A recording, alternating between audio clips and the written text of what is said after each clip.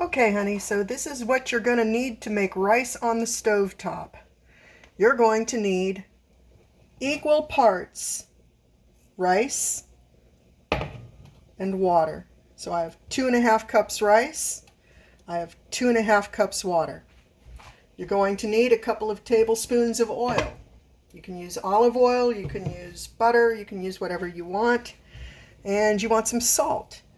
For this amount of rice, I am going to probably use 3/4 to a teaspoon of salt. First things first, get this pan screaming hot, dry. And it has to be a pan that you can do that with, so that means no nonstick pans. Something like cast iron, or I really like this steel.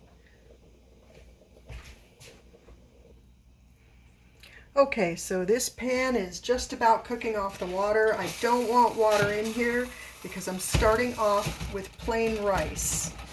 And I'm doing that because part of this process is going to be cooking the starch on the outside of the rice before it meets any water. And this is one of the ways that the rice is going to not be gummy.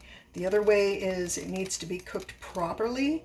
So I'm going to start out at a really high heat, and I'm not going to add oil. I'm going to add the salt and the rice. Let's get this out of here. And while I'm heating up this rice and stirring it and cooking the starch on the outside, I'm going to be boiling the water in the microwave. So then you'll see the next part. All right, so rice in the pan, stir, stir.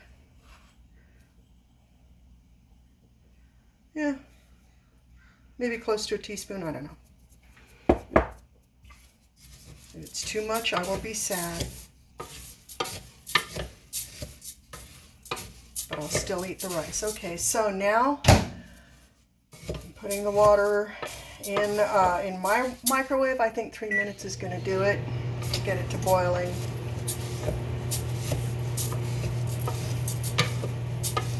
And if the rice is done before the water is done, I'll move it on and off the heat. But when you add the water, you want it to be want the water to be boiling and the pan to be hot. And the next thing you're going to do is, as soon as you add the water, you're going to cover immediately with a tight fitting lid and reduce the heat to low immediately. And then you set a timer for 12 to 14 minutes. And I can't remember what the deal is with elevation. Since you're at elevation, I think it might cook faster. I'm brain farting right now.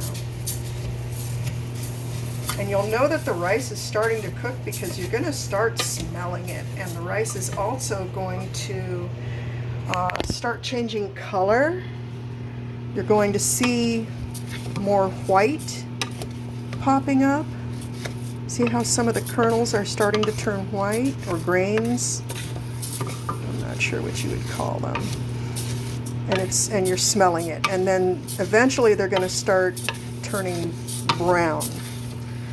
And when the water is close to being done is when I'm going to add the oil.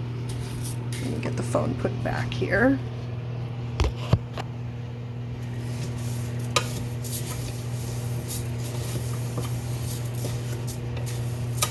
I'm going to pause for a minute until the water's closer to being done in, a little over a minute. Okay, here we go. The water is just beeped. You're going to hear the oil. Be generous. Do a couple of teaspoons, if not a tablespoon. Stir it in really well. Can you hear it? There goes the microwave saying, pay attention to me. Okay, this is where it gets really, really fun and spectacular. Okay, you've got it on high, you've got your lid, pour this water in, cover it, turn the heat to low, Alexa, start a 13-minute rice timer.